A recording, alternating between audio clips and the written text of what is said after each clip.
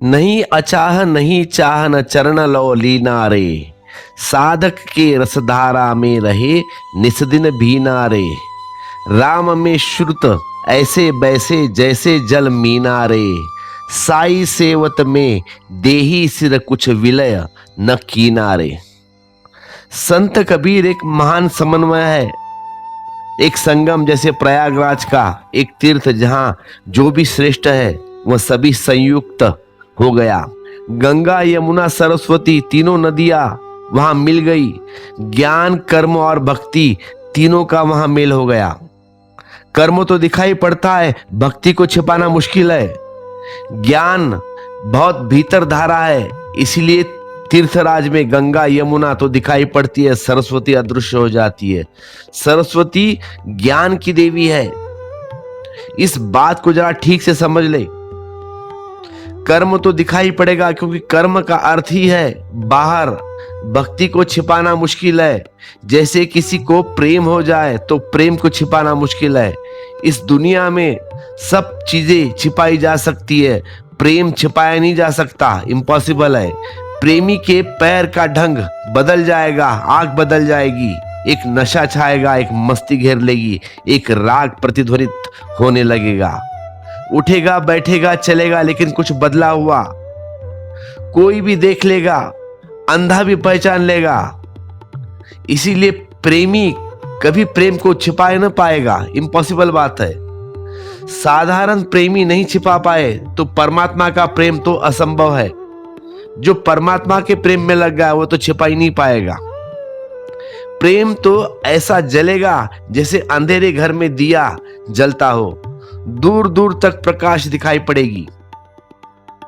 ज्ञान प्रकट है गंगा की भांति, कर्म प्रकट है गंगा की भांति, प्रेम प्रेम प्रकट और अप्रकट है मध्य में यमुना की भांति। ज्ञान की धारा बहुत भीतर है, वह सरस्वती है। इसीलिए ध्यान को भर छिपाया जा सकता है। सच तो यह है कि ध्यान को प्रकट करना मुश्किल है। इसीलिए जिन्होंने सिर्फ ध्यान के मार्ग पर यात्रा की है, जैसे सूफी, वे छिप कर रह सकते हैं, सूफियों का पता भी नहीं चलेगा।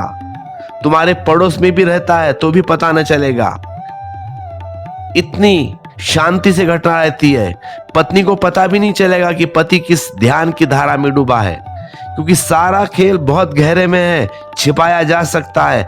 वस्तुतः प्रकट करना कठिन है, प्रेम को छिपाना कठिन है, प्रेम को बताना भी कठिन है, छिपाना भी कठिन है, बताना भी कठिन है। वह ठीक मध्य में है, कर्म प्रकट है और कबीर तीनों है।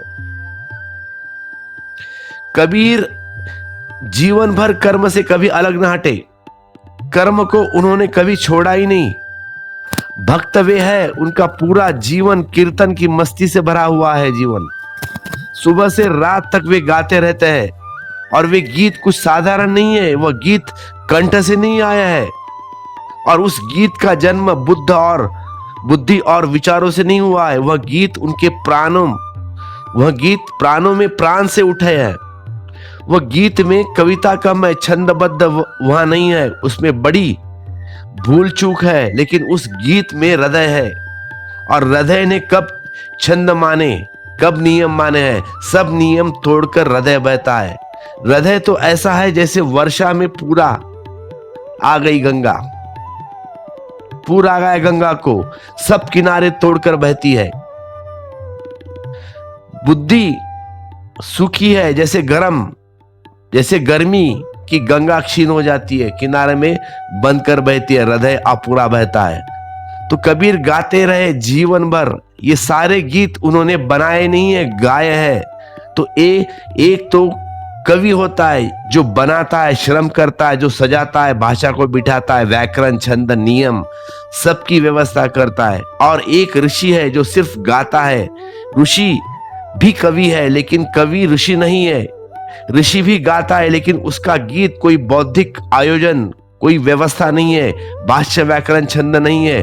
उसका गीत तो सिर्फ हृदय में आ गया, बस अपने भीतर नहीं रुक सकता, वह बाहर बहता है। उसका गीत उसकी मस्ती है।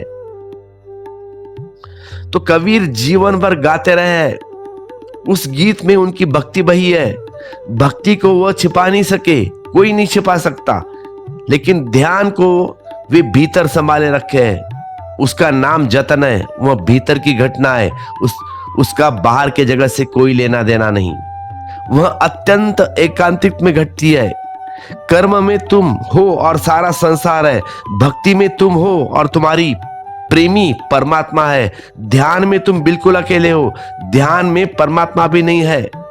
तो कबीर कहते हैं, हेरत हेरत सखी रहा कबीर हेराई, खोजते खोजते खुद में खो गया, अब मेरा ही मुझे पता नहीं चलता कि कहां हूं, क्या खोजने निकला था। वह तो बात दूसरी है, जो निकलता था उसका भी अब पता ठिकाना नहीं है। तो ध्यान में ऐसी घड़ी आती है जब तुम खोजने चलते हो, वह तो मिलता ही नहीं, तुम खोते जाते हो, लेकिन तुम्हारे खोते ही वह मिल जाता है, तुम्हारे खोते ही वह मिल जाता है। इसलिए एक बहुत बड़ा विरोधाभास, पैराडॉक्स है। तुम कभी परमात्मा से मिल सकोगे, क्योंकि जब परमात्मा घटेगा तब तुम न रहोगे। जब तक तुम हो तब तक वह घट नहीं सकती, जब तक तुम हो तब तक परमात्मा से मिलन नहीं। इधर तुम मिटे उधर परमात्मा मिला। इसलिए मनुष्य का परमात्मा से कभी मिलन नहीं होता, परमात्मा का ही परमात्मा से मिलन होता है। मनुष्य तो खो जाता है, खो गया और परमात्मा आ गया। मनुष्य को खोजते खोजते ही गल जाता है, पिघल जाता है। मिलने की घड़ी आती है, आते तुम अचानक चौंक कर देखते हो, जो खोजने निकला था वह कहीं रास्ते से छूट गया, और जो पहुंचा है मंजिल तक, इसका तो कोई पहचान भी नहीं है कि कौन है। न था यहां भीतर मेरे, ये आ गया कौन, और जो पहुंचा है मंजिल तक, यह तो सदा मेरे भीतर था। मंजिल तक आने की कोई जरूरत नहीं, जरा गर्दन झुका ली तो पाया भीतर ही देख लिया था, भीतर ही देखा था। मंजिल भीतर है, परमात्मा भीतर है, खोजने वाले खोने की कमी है। ध्यान में तुम बिल्कुल अकेले हो, ध्यान में तुम बिल्कुल अकेले हो। ध्यान की विधि ध्यान है, भक्त की विधि प्रेम है, कर्म की विधि सेवा है। क्राइस्ट सेवा को सारा साधन मानता है, इसीलिए ईसाईयत में सेवा आधार बन गई। बुद्ध ध्यान की सारी साधना का केंद्र बन गए, इसलिए बुद्ध धर्म में सेवा भक्ति दोनों खो गई, केवल ध्यान रह गया। और कबीर तीनों है, मीरा है चैतन्य, वे अकेले भक्ति से जी रही है।